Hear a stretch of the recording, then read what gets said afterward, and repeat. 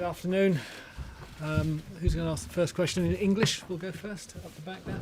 Novak, when you sort of get a bit angry on court, do you use that in a positive way, or do you find it detracts from the momentum of your tennis? Well, it depends, but sometimes it fires you up. So, sometimes that's what you need to, I guess, be more alert on the court. Novak, how do you think the expression flying under the radar applies to your tournament so far? Well, I leave that to you guys. I'm really not thinking about, being an underdog or being a favorite. I just try to build the momentum, and obviously, I've been very pleased with the way I've played so far on a grass court season. And today I had a tough opponent and a big challenge. I think we were quite even to the middle of the third set, and then I managed to step up and play up a gear and really end up this match really well. But coming in with the seeding that you had and battling back from injury and everything else, what are your thoughts about what you're trying to achieve right now? I'm in semi-finals, and that's all I'm focused on right now. Novak, despite being in the semi-finals, do you feel in any way the sort of Wimbledon gods are against you with this sort of scheduling, and you've had a couple of altercations now with chair umpires? Well, I would be at home if that's the case, but I'm still here, so I'm enjoying my Wimbledon journey. I was just going to ask you something similar, that you had a shocking call on Saturday night in your game, and you had a couple of decisions this afternoon you obviously didn't agree with. You're not getting some persecution complex here this year? Well, I mean, we can talk about it all day, but it's just it doesn't make any sense right now. I mean, I've been saying before, I understand chair umpires, sometimes make decisions that we don't agree with, that can be objectively right or wrong. It just depends from which perspective you're looking at it. Specifically for the situation today, I mean, I just asked the chair umpire, how did I deserve that warning, I just asked him whether he thought honestly that I damaged the court with the racket that I throw. I mean, anybody who saw the match, saw that it was literally, I kind of touched the grass. I mean, it was just, I don't know how to describe it, but he said that he thinks that he damaged the court, and then Nishikori did the same in the fourth set, and he didn't get a warning. So I think that's not fair, and he claims that he didn't see what Nishikori has done, but apparently he always sees what I do, and it's something that I don't think is fair. That comfort and feel are so important for players, and you getting on center court, something you haven't been able to do all that much, and especially in the time slot you were in today, kind of early afternoon, which hypothetically will be when the final is. How important was it for you to get that experience to take in everything at center court? Yes, very, very important. I mean, I was glad and grateful that I was scheduled today on the center court and playing a first match. Obviously, that helps, knowing what time you get out on the court.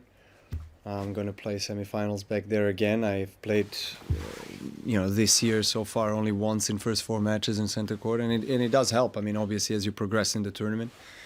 So I'm pleased I'll be staying there right now. Novak, you were used to get into those semifinals of Grand Slams regularly, so I'm wondering if there's any special feeling or emotion after that match point, because it's been nearly 2 years that you've done that. Well, I mean, obviously it's different coming into semifinals this year, taking in consideration 15 months behind and everything that has happened, and my results that were not up to a standard that I was doing before, that I was expected to play on. But at the same time, I'm trying to use the experience and the memories that I had on being in the final stages of Grand Slams, and just take things very simple day by day. Just obviously at the end of this day, analyze things that I've done right that maybe need some improvement. Focus on tomorrow's day of practice session and just recovery. You know, not get ahead of myself too much. Whatever is behind, and I've been through that. And right now, I'm just in my thoughts for tomorrow's practice and exponent. Novak, there was another time violation today. Rafa Nadal said last week that he wasn't in favour of shot clocks. What's your view? I don't think they're necessarily bad. I think it's good to have maybe shot clock for the warm up, the walk into the court. I get an idea that it's maybe a little bit too much now with the chair umpires always stressing, 45 seconds, 38 seconds, 12 seconds. They keep on reminding you, that the time is, coming closer, and then you have to prepare and get ready. And I mean, I understand why, obviously, you don't want players to take too much time when they walk into a court and sit down and drink, and they just walked in, and you want to get on with the warm-up. But at the same time, there should be always a little bit of I guess, a tolerance and understanding of the game, of the pace of the match and how it goes, I don't like the shot clocks between the points. It's something that US Open is going to introduce this year without consulting players. So that's really not nice and not fair. But it is what it is. You have to accept it and deal with it. Having watched you practice at Orangi, you look, relaxed, and you're often having a joke with, people on the court. Do you find that the setup there helps you to feel a bit more relaxed? Because it's obviously different from the other slams where fans and the media don't have quite so much access. And how does that prepare you for Wimbledon? No, disagree with you. I think you guys have pretty good access in Orangi as well. But I do try to joke around and just take things a bit lighter, so to say, in the days when I don't have a match and when I'm practicing. Obviously, there's a lot of stress, a lot of expectations, pressure, a lot of things that you have to deal with. A lot of emotions, during the Grand Slams, and as you're coming closer to the end of the tournament, the degree of those emotions is just going up. So I'm trying to balance things out and have those off match days a little bit lighter and a little bit more fun, and just take my mind a little bit off the preparation thoughts and pressure and what I expect from myself and others expect from me. We have two more questions here and then here. So you first. Novak, you said on Monday that you were hoping you'd be on centre court and back on centre court. There was a bit of sort of murmuring when Roger wasn't on centre today. Were you surprised that he wasn't and you and Rafa were? It was the decision of the tournament. I'm grateful, as I said, that I was on the centre court. That's all I can say. Can I just take you to the first set? 2-1, 30-15 on the Nishikori serve, and then what happened next is being described as one of the best points seen at Wimbledon, that forehand that you struck. Can you just tell me about that rally, first of all, from your perspective, because you were sliding around the court, and how close do you think your game is to being where it was when you won back-to-back titles in 2014 and 2015? I'm really embarrassed, but I'm trying to remember that point. Usually I'm pretty good at recalling, but I need to watch it. But Sport website, and you can watch it on a loop. Make sure and you over. get that promotion here. Yeah, I remember the one point that he won when he played through the legs, under the legs, and we had so many long rallies. I'm sorry, but I can't remember. Catch you out. Can't remember, but it drew gasps in commentary, so I thought maybe wonderful. With you. So the second part of my question: did I win the point? Or? You did? That's okay, the great. point. It was stunning. Can I just ask you then, how close right now you feel to the Novak Djokovic who won back-to-back titles in 2014 and 2015 in terms of where your game is right now? Well, I feel that if I have to compare the game that I've played, the level of tennis I've had at those years and today, I think it's pretty close. Again, it's kind of hard to copy anything, right? So I don't like that. I usually like to recreate something, and I know that as everything in life, we are evolving, and I'm a different person, different player today. But I like the level of tennis that I'm playing on right now. I really do. I think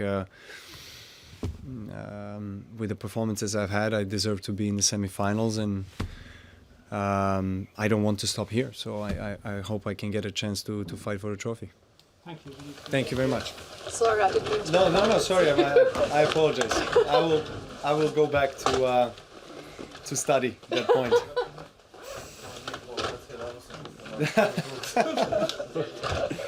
Evo uči od Vuka, ali vidi Vuka. Vodim ga u šoku. Vodi ga. Šta nam radiš? Nole. Osim kratkog pada koncentracije u drugom setu, čini nam se da si u zoni. Lako rešavaš probleme na terenu. Oko nje. Lako rešavaš probleme na terenu, uzdignuteg čela i pogleda, rešavaš sve ovo što se nametne i u medijskom delu. Opiši nam to stanje, kako to izgleda na terenu za tebe, van terena, uveče? Pa, hvala lepo na komplimentima.